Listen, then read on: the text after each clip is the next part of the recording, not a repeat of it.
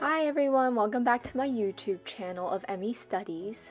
Today I am doing a research project on Minette and Lise for my music history class. Please come join me, and it's sponsored by Java's Apple and Caffeine. Minette and Lise was a name for a sister duo by the names of Elizabeth Alexandrine Louise Ferrand and Lise Ferrand. They were born in Saint-Domingue, modern-day Haiti, in a city called Port-au-Prince. Years of their birth are 1767 and 1771 distinctively.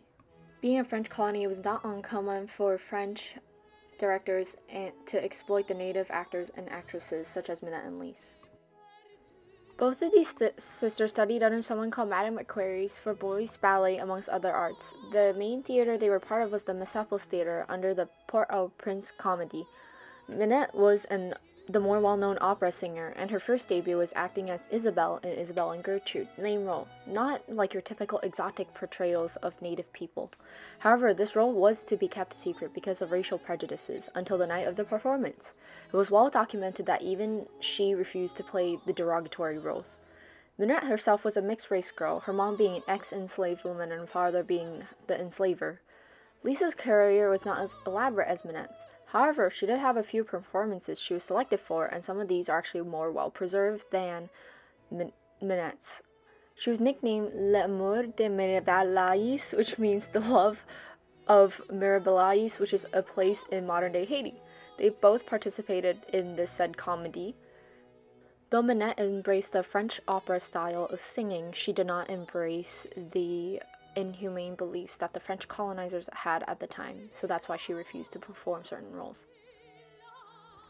Here's a list of works that they both performed in, and we can listen to a Creole parody of Le Devant du Village by Rousseau, and there's actually a good clip I found on YouTube in French, but this was a Creole parody, so I couldn't find any documentation of that. I'm going to steal David's stick diagrams here for a second. Let's talk about the play that she acted in for a second. It is a one-act French opera, and it's one of the first of which the librettist and the playwright were the same person. The storyline is Colin, the main male character, and Colette, the main female character, love each other, but both suspects the other party to be cheating. There is a village soothsayer, aka a fortune teller, that gives them advice to stay together. They get married. This is an example of how much vocal technique would have been required of Lise in order to play this role.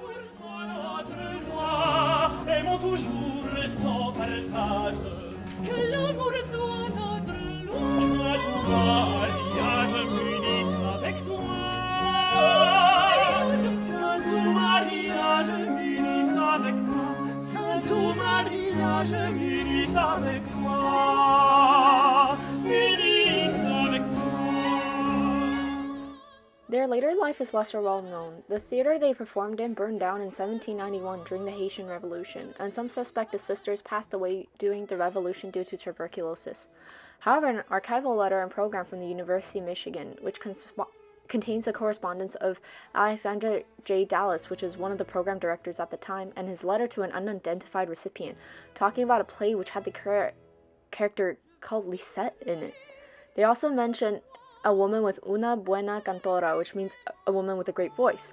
From this inference, we know that Minette probably ended up in New Orleans, USA, and had 2 children there, actually. A separate article by the LSU states that Minette died in 1807 in New Orleans at a mere 40 years old. And as of Lise, we don't actually have any evidence if she died of tuberculosis during the Haitian Revolution. Thanks for joining me today in studying and talking about underrepresented representative music people.